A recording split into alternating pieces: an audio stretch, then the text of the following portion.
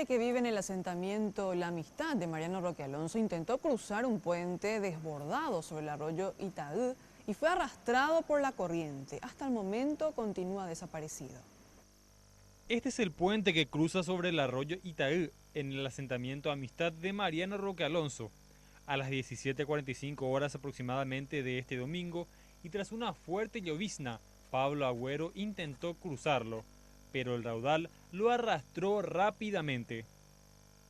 Habían 4 personas hacia aquellos lados, que en aquel sector estaban parados. Yo estaba juntando ahí arena porque viste que acá hay lodos y le estaban haciendo la liga para que pase. Y él pues es un señor que toma y seguramente que no se dio cuenta que la corriente era re fuerte luego.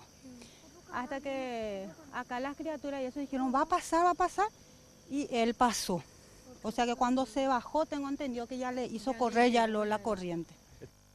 Bomberos y policías continúan la búsqueda del hombre hasta estas horas. Y hasta el momento no aparece, ¿verdad? Estamos intensificando la búsqueda, es un arroyo muy caudaloso, ¿verdad? Veremos si quedó atorado por algún yuyo o fue arrastrado a otro sitio, ¿verdad? Entonces estamos aguardando el resultado de la búsqueda. Los vecinos denunciaron que en varias ocasiones personas han caído al arroyo, pero al menos hasta ahora nadie ha fallecido.